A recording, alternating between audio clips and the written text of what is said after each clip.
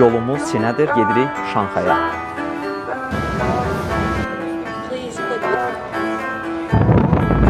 İnanılmaz nəhəng bir sərgi salonu var. Qardaş, MRT-dən keçirtdinsə bir dənə biz də baxardıq maşına, çox sağ ol. Burada daha maraqlı Dipal modeli var.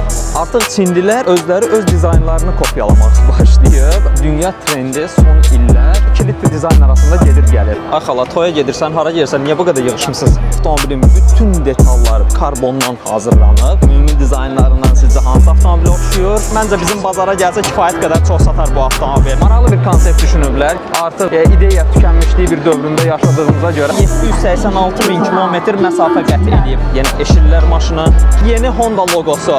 Sərgidə ən çox bəyəndiyim stand bura oldu. Bəyənmədiyim nüans Audi i5 Quattro. Burada qeyri-adi modellər var. Qlobal bazarda heç o qədər modeli yox. Ön hissədən isə sizə nəyə bənzəyir? Az öncə Xiaomi-də göstərdiyim növbənin 20 qat daha çoxu bu standda var.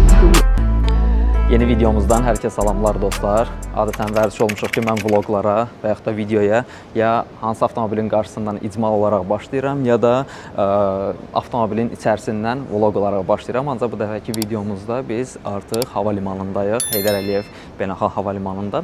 Bugün səfərimiz var. Sizlərə maraqlı bir, artıq videonun adından görəcəksiniz, hara səfər eləyiriksə, maraqlı bir səfər videosu. Həm vlog şəklində, həm də sizin ümumi olaraq verdiyiniz bütün sualları cavablandıracaq bir şəkildə maraqlı bir vlog hazırlayacağım. Yolumuz Çinədir. Biz gedirik Şanxaya. Yəni Şanxay Avtoşov var. Bir ildən bir keçirilir bu avtoşov və dünyaca çox məşhur bir sərgidir. Dünyanın hər bir yerindən avtomobil sektoruna aid bütün şəxslər və bütün markalar bu sərgidə iştirak edir. Mən ilk dəfədir Şanxaya səfər eləyirəm. Bu vloqda siz həm Şanxaya səfərlə bağlı, ümumi Şanxay ilə bağlı məlumatlar əldə edəcəksiniz, həm də Şanxay Avtoşovla bağlı maraqlı detalları sizlərlə bölüşəcəm. Onu deyim ki, bayaq da dediyim kimi Şanxay Avtoşov bir ildən bir keçirilir. Digər illərdə isə, misal üçün bu il Şanxay Avtoşovsa, gələn il Pekin Avtoşov olacaq. Bu formada dəyişir bu nüanslar. Ona görə bir il Pekində, bir il Şanxayda olur. Bu il isə Şanxaya, gələn il inşallah alınsa sizə Pekin Avtoşovdan da maraqlı videolar çəkərəm. Hələ ki Şanxay Avtoşovdan çəkəcəm. Sərgidə çox maraqlı yeni texnologiyalar var. Düzdür, bugün ayın 23-üdür və press konferansla bugün artıq sərgi başlayıb. Biz 25-indən qatılacağıq. 25-i və 26-sı sərgidə olacağıq. Mən sizlər üçün 2 gün maraqlı icmallar, videolar çıxardacağam və sizlərə təqdim eləyəcəm. Birazdan uçuşumuzdur və Doha, Şanxay olaraq biz yolumuza davam eləyəcəyik.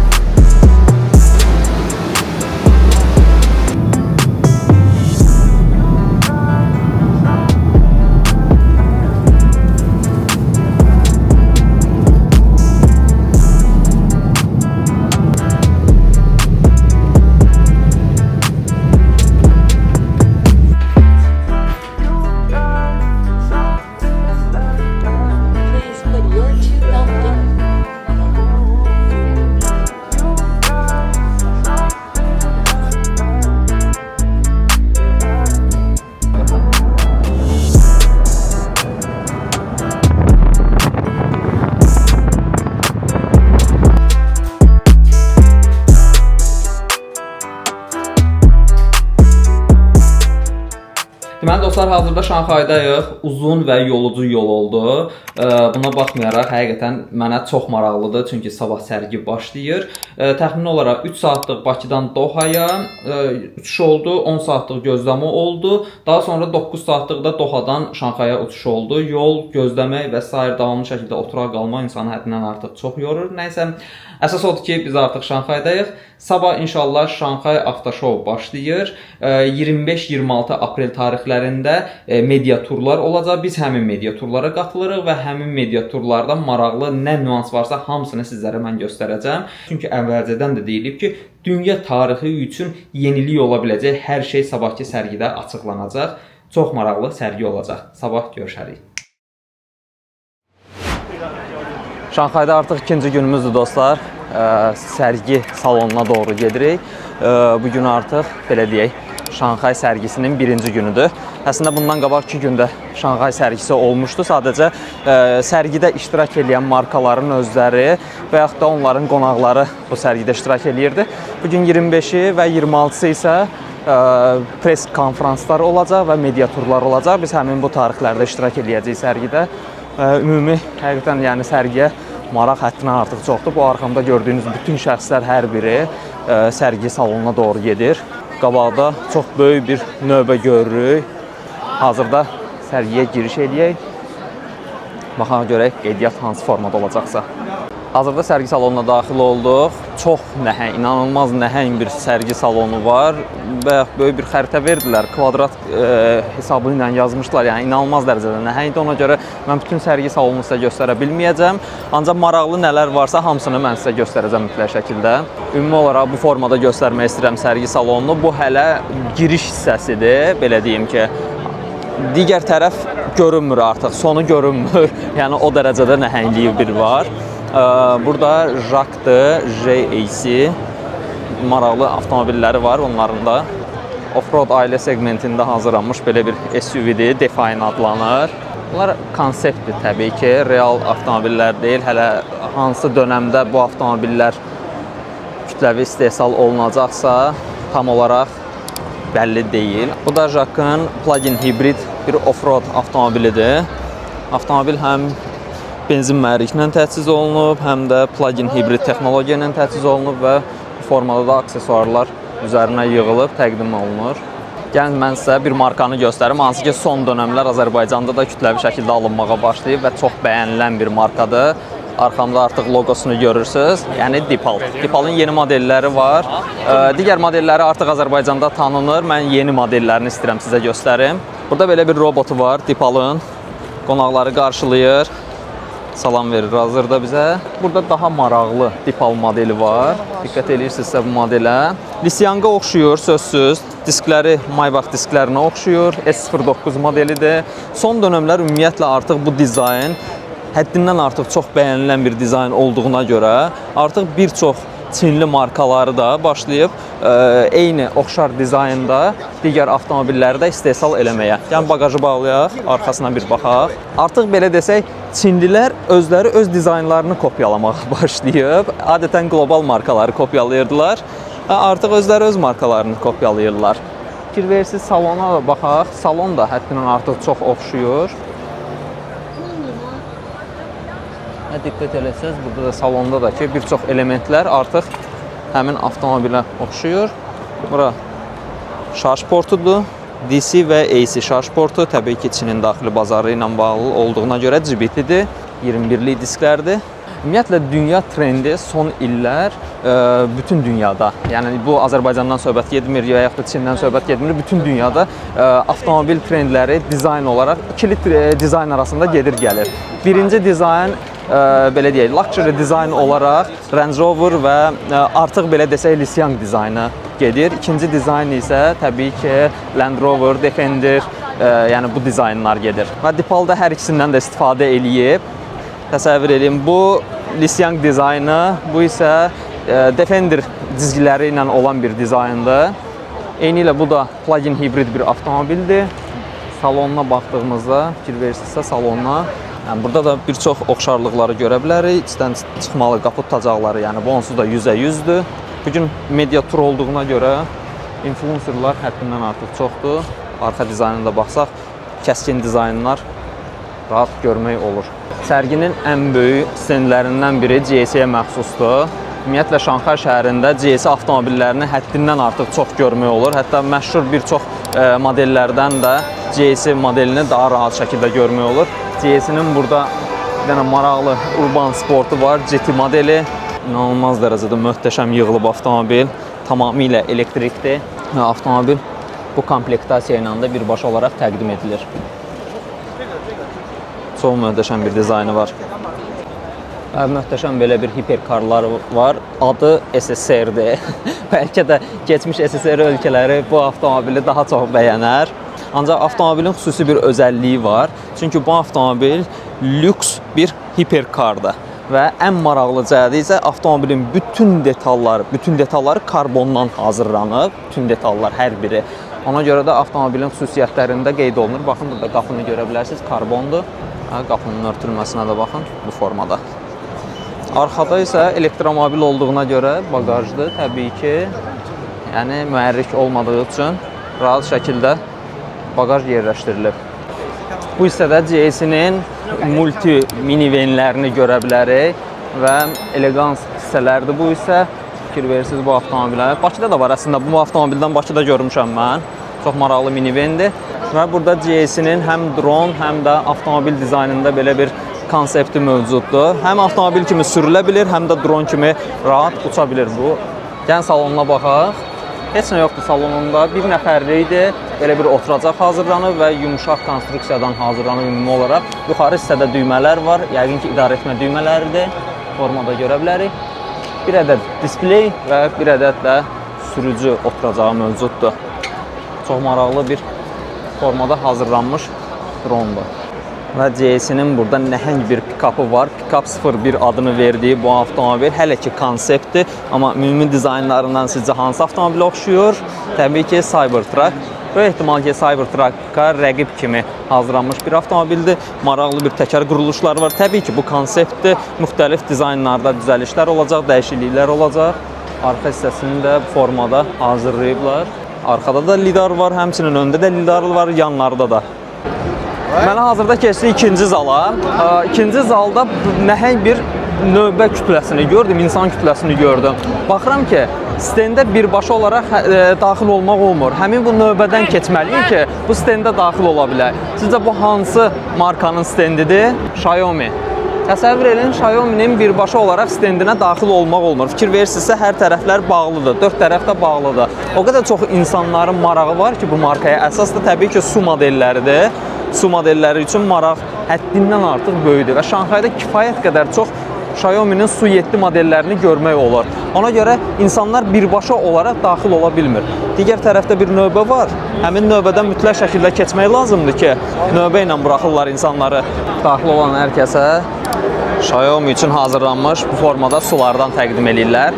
Maraqlı bir konsept düşünüblər. Gəlin mən sizə o konsepti göstərim. Deməli, Xiaomi'nin burada işçiləri var. Görürsünüz, hamısı qara köynəkdədir və növbədə dayanıblar. Onlar hər bir daxil olan sərgi stendinə daxil olan şəxsə potensial müştəri kimi yaxınlaşırlar. Təsəvvür edin və fikir verirsinizsə, hər kəs yaxınlaşır birbaşa olaraq şəxslərə və onlarla birlikdə sərgini gəzməsini təmin eləyirlər və davamlı şəkildə bu formada dövr eləyirlər. Yəni, hər bir şəxsə, hər bir sərgi iştirakçısına potensial müştəri kimi davranırlar. Çox maraqlı bir konseptdir.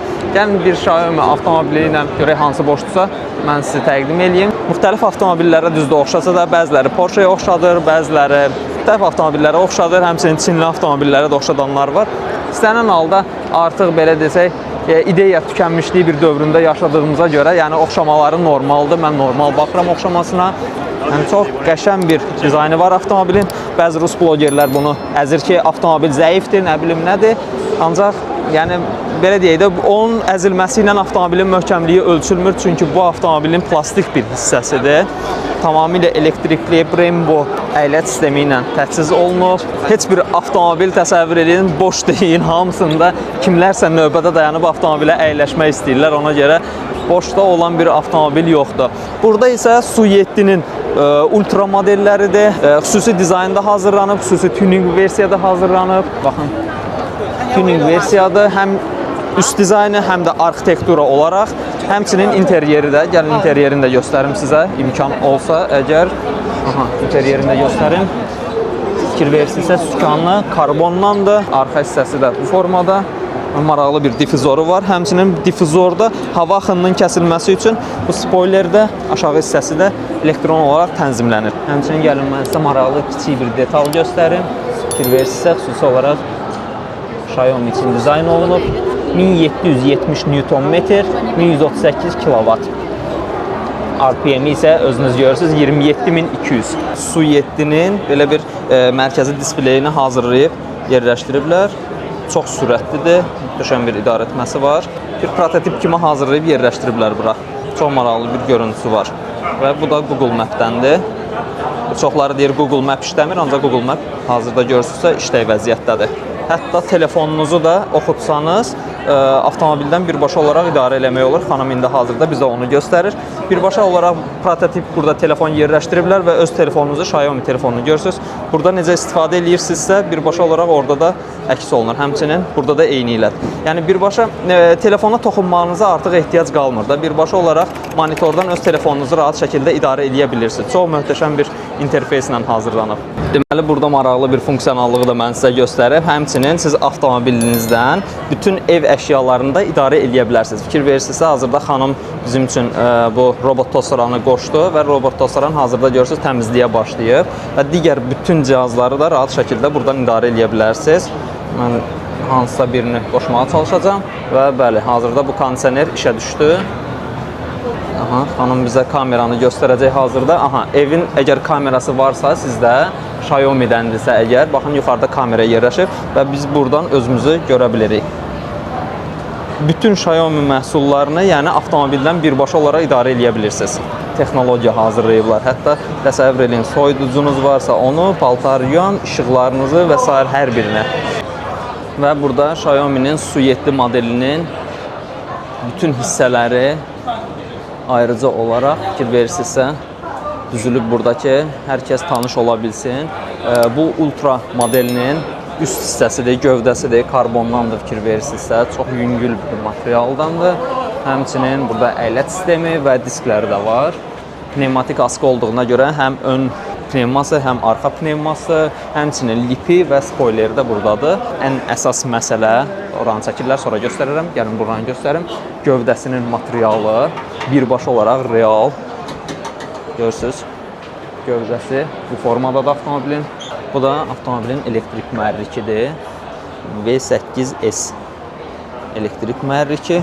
Kəsilmiş hissəsidir, görünür. Magnetik hissələri görə bilirsiniz, yəni maqnit mühərrikdir. Həmçinin digər tərəfdə V6S 21.000 RPM-lə və V6 mühərrik də buradadır. Və sarğısı da bu hissədə sizə göstərim. Sarğısını rahat şəkildə görmək mümkündür. Gəlin mən sizə dünyanın ən böyük batareya istehsalçısı olan bir şirkətin stendi ilə tanış edeyim, yəni Katl şirkətinin stendi ilə. Çünki Katl şirkətinin batareyaları artıq illərdir ki, elektromobillərdə rahat şəkildə istifadə olunur və çox təhlükəsiz, çox da belə desək elektromobillər üçün həm yürüyüş cəhətdən, həm təhlükəsizlik cəhətdən ideal formada hazırlanmış bir batareyadır. Bunun sübutu olaraq da bu batareyanı burada nümayiş elətdirirlər. Batareya 2018-ci ildə istehsal olunur. Burada rahat şəkildə görmək olur. Həmçinin 2018-ci ilin 12-ci ayında Geely şirkətindən məxsus bir avtomobilə quraşdırılıb və avtomobil 786.000 kilometr məsafə qət edib. Avtomobilin batareyanın daha doğrusu hazırki vəziyyəti isə 75% ömrü var. Gəlin bunu bu hissədən də mən sizə göstərim. Bu avtomobilin spidometridir və spidometrindən də rahat şəkildə avtomobilin yürüyüşünü görmək mümkündür. Və çox maraqlı bir stend də burada gördüm mən. Gəlin bu stendi də mən sizə göstərim. Bunu elə-belə düzəltməyiblər. Bu avtomobillərin hər birinə, yəni bu avtomobil markalarının hər birinə Katl şirkəti tərəfindən batareya təchizatı aparılır. Tesla da var, Xiaomi da var, Audi da var, hətta Lotus belə var, Voya, Rox və s. Bir çox avtomobil markalarını yəni burada görmək olur. Bu formada da nümayiş olunur. Həmçinin Mercedes də mövcuddur burada. Yəni bu formada hazırlayıb insanlara nümayiş elətdirirlər ki, bütün dünyaya batareya təchizatını biz edirik. Honda'ya məxsus nəhəng bir burada stend var. Gəlin mən sizi bu stendlə tanış edeyim. Honda'nın Çinin daxili bazarına məxsus olan modelləridir. S7, P7. Bu avtomobillərin hər biri elektrik avtomobillərdir. Təbii ki, qlobal bazar avtomobilləri deyil. Hər biri Çinin daxili bazarına məxsus avtomobil modelləridir. Gəlin sizə şarj portunu da göstərim. Burada AC GBT şarj portu var. Digər tərəfdə isə DC port var. Honda işıqlı yazısını görmək olar. Və çox maraqlı bir nüansı mən sizə göstərim. Fikir verirsinizsə, yeni Honda logosu. Bu loqonu CES 2025 sərgisində Honda açıqlamışdı. Amma 2026-cı ildən sonra istehsal olunacaq avtomobillərdə vurğulamışdı ki, bu loqo ilə istehsal olunacaq.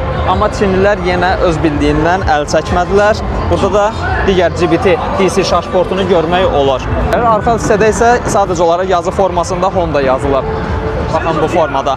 Böyük stendlərdən biri də Leapmotora məxsusdur. Çox maraqlı Leapmotor avtomobilləri burada var. Bizdə Azərbaycanda Leapmotorun səhv etmirəmsə 2 ya 3 modeli təqdim olunur rəsmi olaraq, amma bu hissədə maraqlı digər Leapmotor modelləri ilə də tanış olmaq olur.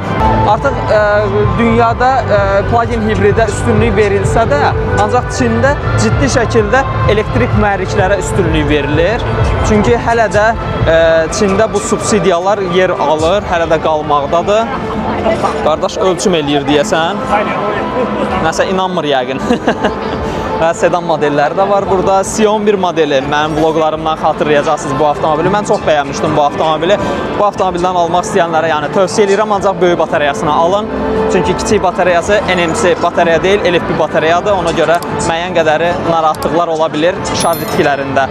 Bu da B10 modelidir, Leapmotorun. Orta segment SUV-dir, yəqin ki B segment SUV-dir. Ona görə də B adında da B-ni görmək olur. Çox maraqlı bir dizaynı var. Məncə bizim bazara gəlsə kifayət qədər çox satar bu avtomobil. Burada Rox avtomobillərinin bir stendi var, gəlin gəzək. Çünki mən bu avtomobili test eləmişdim. Səhv eləmirəmsə bu model, bu komplektasiya idi Rox 01. Burada belə bir off-road stilində hazırlanmış bir Rox 01 avtomobili var. Plug-in hibrid. Çox möhtəşəm avtomobil. Mən ümumiyyətlə çox bəyəndim Roxu, istifadə elədim, sürdüm. Qısa zaman düzdür sürməyimə baxmayaraq avtomobilin bir çox hissələri, detalları var idi ki, mən çox bəyəndim. Detallı olaraq göstərməyəcəm, çünki icmal videomuz, çox geniş bir icmal videomuz var. Həmin icmal videosunda bu avtomobillə yaxından tanış ola bilərsiniz.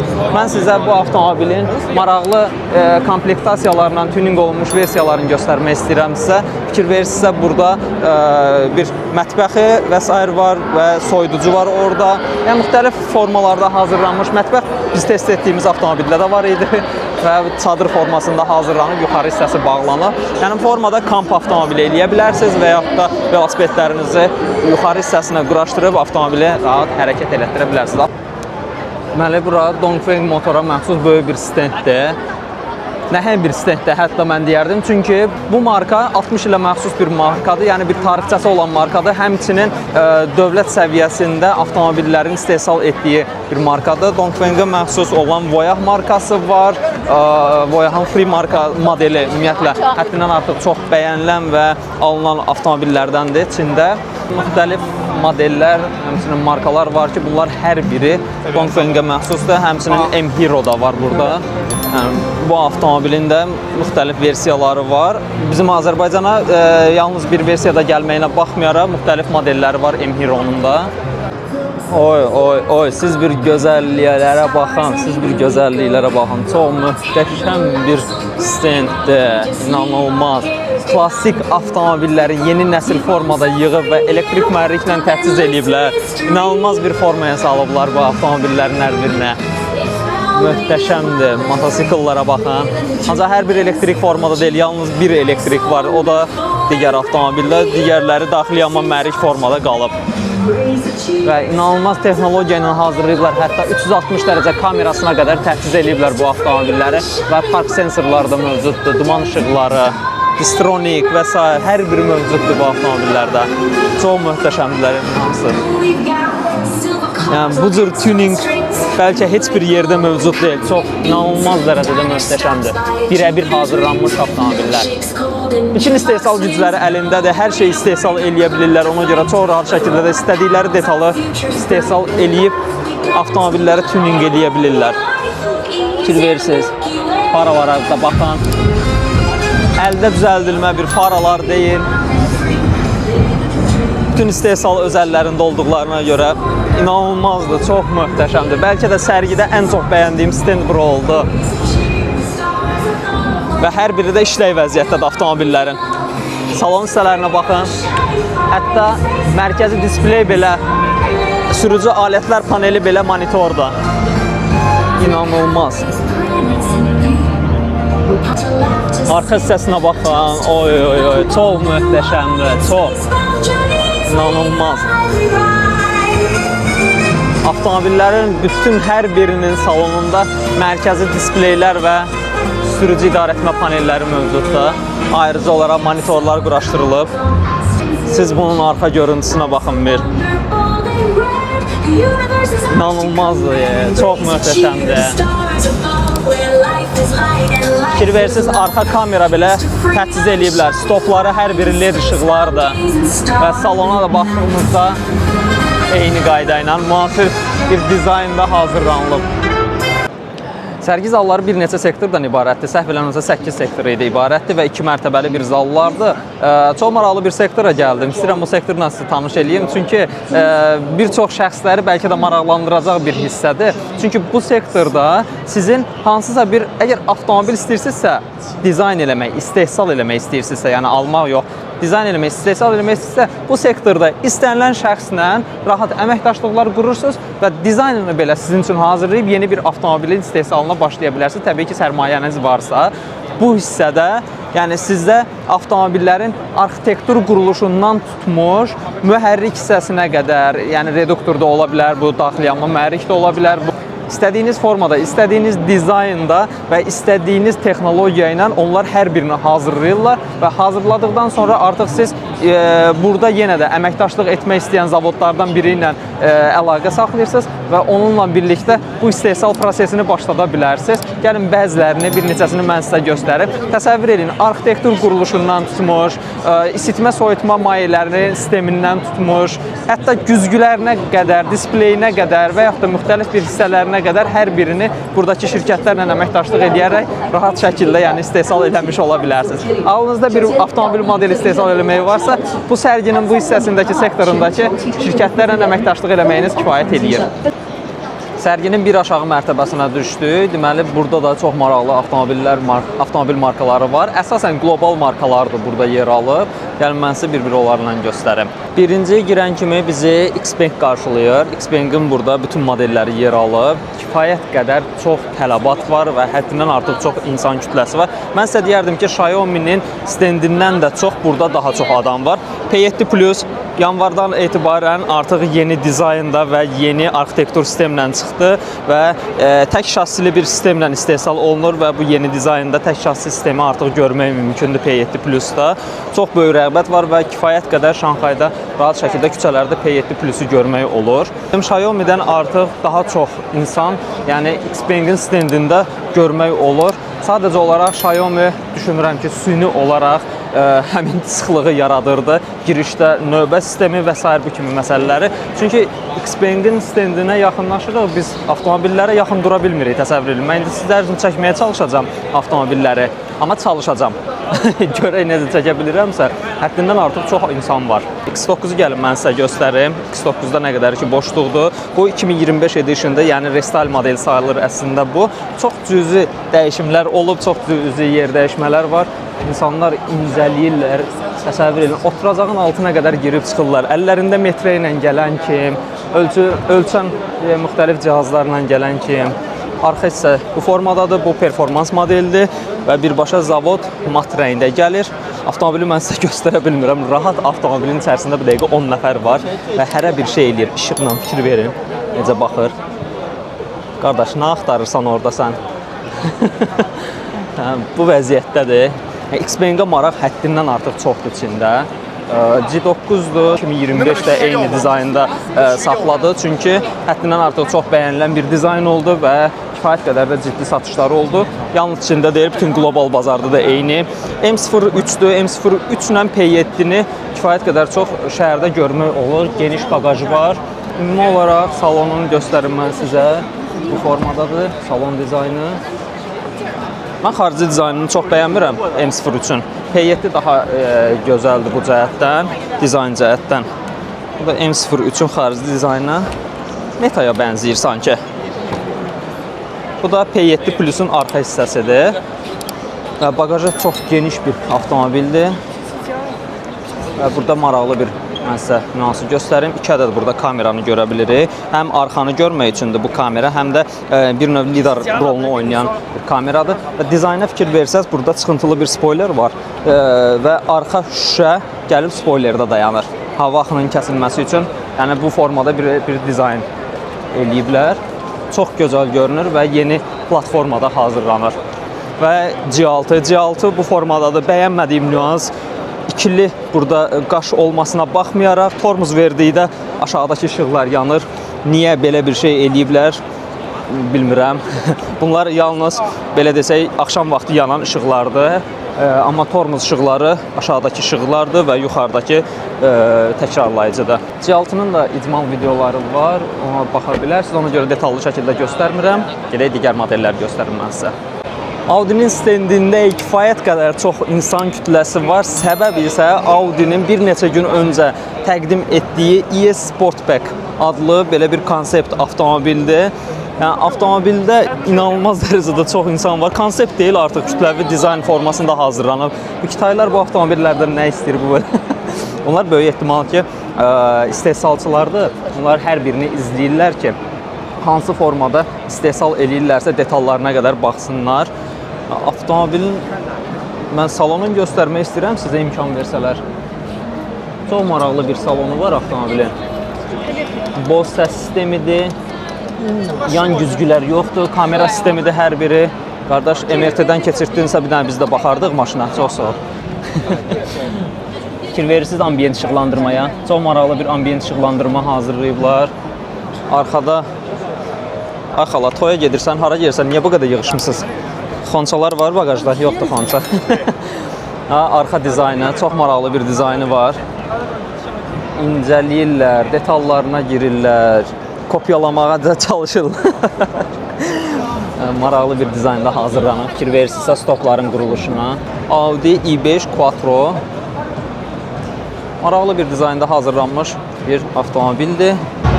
Avtomobilin arxa hissəsini mən sizə göstərim bağlı formada. Fikir verirsinizsə animasiyalı belə bir stoplar mövcuddur. Və LED Audi yazısı var.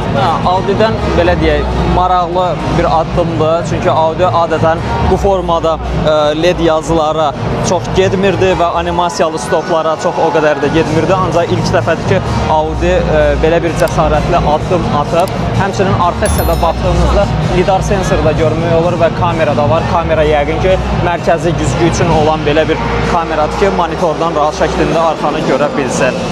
Bu formada maraqlı bir i5 Sportback adlı yeni elektrikli avtomobili də Audi'nin. Fikirversə ön hissədə də animasiyalı faraları görmək mümkündür.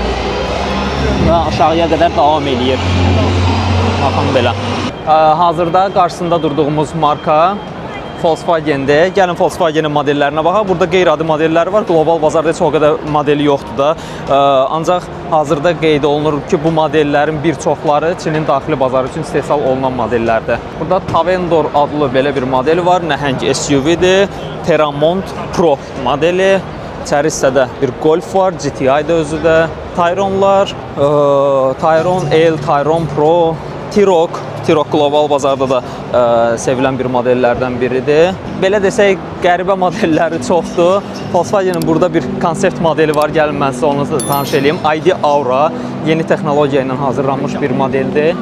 ID seriyasının yeni avtomobili. Hələ ki konseptdir. Bu avtomobil böyük ehtimal ki, yaxın günlərdə artıq kütləvi istehsalı başlayacaq. ID Aura adına. Qapı tacaqları artıq ləğv olunub. Qapı tacaqlarının əvəzində fikir verirsinizsə, B sütununda bir sensor var. Həmin sensorla açılır və salon hissədə də ənənəvi ID-lərdəki gördüyümüz salondur. Ümumi olaraq dizaynı bu formadadır. ID seriya bu formada davam eləyir. Ön hissədən isə sizə nəyə bənzəyir? Tesla Highland'ın farasına bənzəyir sanki. Sənin halda dizayn olaraq çox bəyəndim mən bu avtomobili. ID Evo adında Volkswagen'in başqa bir modelidir. Tam elektrikli bir modeldir. Bu da konsept avtomobilə oxşuyur. Tam olaraq istehsala hələ səhv eləmirəmsə buraxılmayıb. Bu formada ID Unix və yaxud da ID Evo. Yəni nameplate-də fərqli bir ad yazılıb, ancaq avtomobilin öz üzərində fərqli bir ad yazılıb. Arxa stop işıqları fikir verirsinizsə animasiyalı bir üçbucaqdır.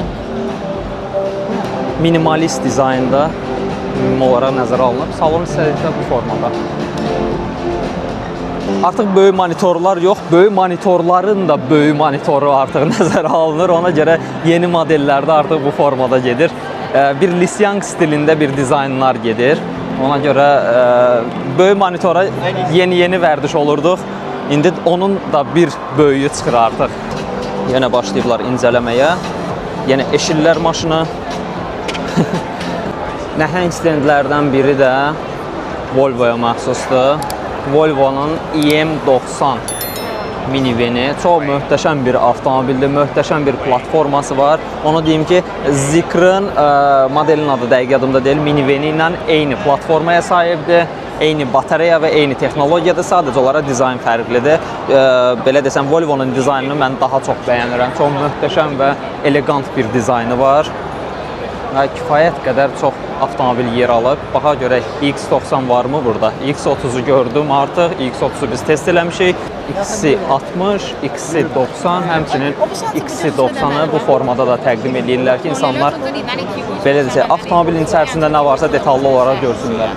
Amma yenə də X90'ı mən görmürəm. Çox istəyərdim ki, bu sərgidə mən X90'la tanış olum. Çünki kütləvi istehsalına və satışlarına başlamasına baxmayaraq hələ də X90'la tanış olmaq qismət olmayıb. Çox istəyərdim ki, bir Volvo sevgim ola-ola X90'la da tanış olardım. Amma burada yoxdur. X90 təəssüf ki. Aito'nun stendindəyik hazırda. Azərbaycanda da kifayət qədər çox tanınan Aito markası. Aito'nun stendində də kifayət qədər çox insan var, kifayət qədər çox maraq var və xeyli modelləri var. Bizdə Aito'nun yalnız bir modeli, bu SUV modeli gəlir Aito'da. Amma sizə deyim ki, sedan modelləri də var və kiçik SUV modeli də var. Yox, bu sedan, elə bildim bu M5 sedandır, sedan deyilmiş. M5 də kiçik bir SUV modeldir. Porsche Macan'a bənzəyir. Porsche Macan belə deyək, ölçülərində bir avtomobildir. Çox maraqlı bir dizaynı var. Mən elə gəlir ki, Bakıya gəlsə kifayət qədər sata biləcək bir modeldir deyərdim. Baxın, arxa hissədən də belə bir dizaynı var. Kifayət qədər Porsche Macan'a bənzəyir bu hissədən baxdığımızda dizaynları və quruluşu. Və Aito'nun M8 modeli çox nəhəng bir modeldir. Nəhəng bir quruluşu var. Bu sərgidə bir stend var ki, çox istəyirəm ki, həmin stenda daxil olum. Amma belə görürəm ki, çox çətindir o sərgiyə daxil olmaq. Çünki az öncə Xiaomi'də göstərdiyim növbəni bəlkə 20 qat daha çoxu bu stenddə var. Hansı stenddən söhbət gedir, gəlin mən sizə göstərim onu. Porsche stendi. İnanılmaz dərəcədə həddindən artıq çox insan var. Görək biz bura daxil ola biləcəyimi. Dörd tərəfi tamamilə qapalıdır və insanları yalnız növbə ilə içəri buraxırlar. Baxın, kənardan mən çalışacağam ki, sizə bu stendi çəkim. Çünki çox möhtəşəm avtomobillər var. İnanılmaz dərəcədə Porsche. Orada bir maraqlı Pink Pia adlı bir dizaynla hazırlanmış başqa bir model.